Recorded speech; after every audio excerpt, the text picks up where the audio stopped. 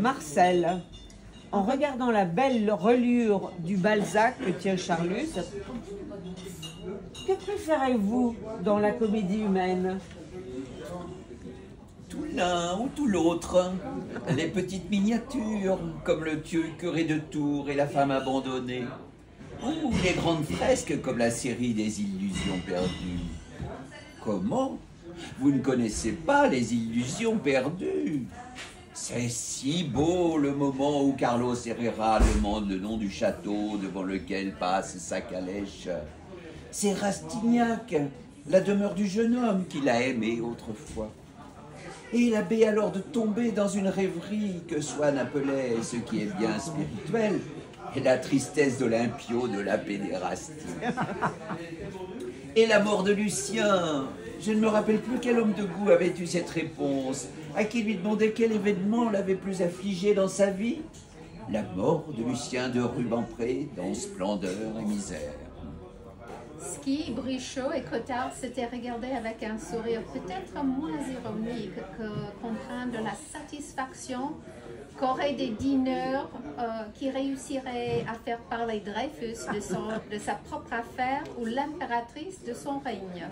Brichot, je sais que Balzac se porte beaucoup cette année, comme l'an passé le pessimisme, mais au risque de contrister les âmes en mal de déférence balzacienne, sans prétendre, Dieu me donne. Au rôle de gendarme de lettres et dressé procès-verbal pour faute de grammaire, j'avoue que le copieux improvisateur dont vous me semblez surfaire, singulièrement les élucubrations effarantes, m'a toujours paru un scribe insuffisamment méticuleux. J'ai lu ces illusions perdues dont vous me parlez, baron, en me torturant pour atteindre à une ferveur d'initié. Et je confesse en toute simplicité d'âme que ces romans feuilletons, rédigés en pathos, en calimatia double et triple, m'ont toujours fait l'effet des mystères de rock'n'roll, promus par l'inexplicable faveur à la situation précaire de chef-d'œuvre. Vous dites ça parce que vous ne connaissez pas la vie. J'entends bien que, pour parler comme maître François Rabelais, vous voulez dire que je suis mou, sorbonagre, sorbonicole et sorboniforme. Pourtant, tout autant que les camarades, j'aime qu'un livre donne l'impression de la sincérité et de la vie. Je ne suis pas de ces clercs. Le quart d'heure de Rabelais. Interrompu le docteur Cottard. Ouais. Avec Brichot, oui, j'arrête. de spirituelle assurance. Qui font vœu de littérature en suivant la règle de l'abbaye au bois dans l'obédience de Monsieur le Vicomte de Chateaubriand, grand maître du chiquet, selon la règle stricte des humanistes, Monsieur le Vicomte de Chateaubriand. Chateaubriand pomme.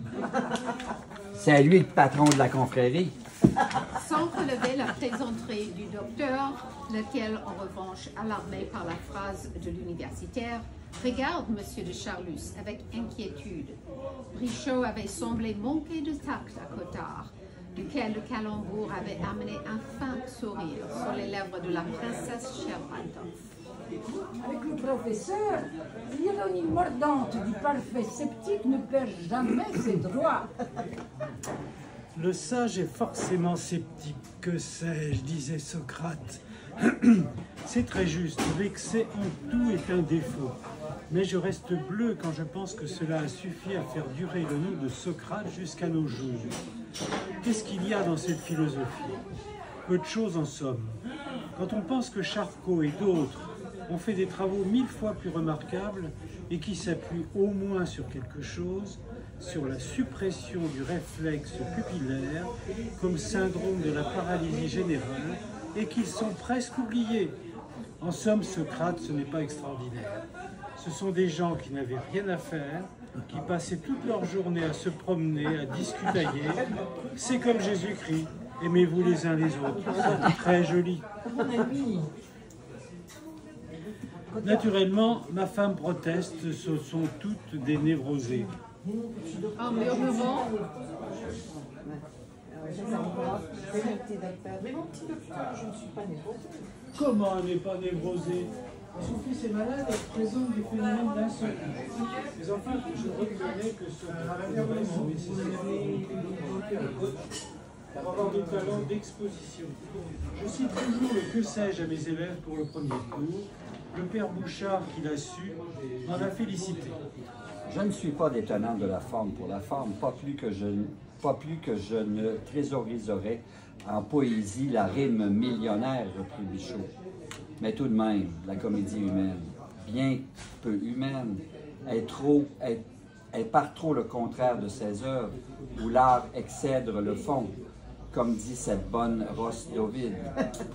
Et il est permis de préférer un sentier à mi-côte, qui mène à la cure de Meudon ou à l'ermitage de Ferney, à égale distance de la vallée aux loups, où René remplissait superbement les devoirs d'un pontificat sans mansuétude, et des Jardis ou Honoré de Balzac, harcelés par les records, ne s'arrêtaient pas de cacographier pour une polonaise en apôtre zélé du charabia. Chateaubriand est beaucoup plus vivant que vous ne dites. Et Balzac est tout de même un grand écrivain. Bravo.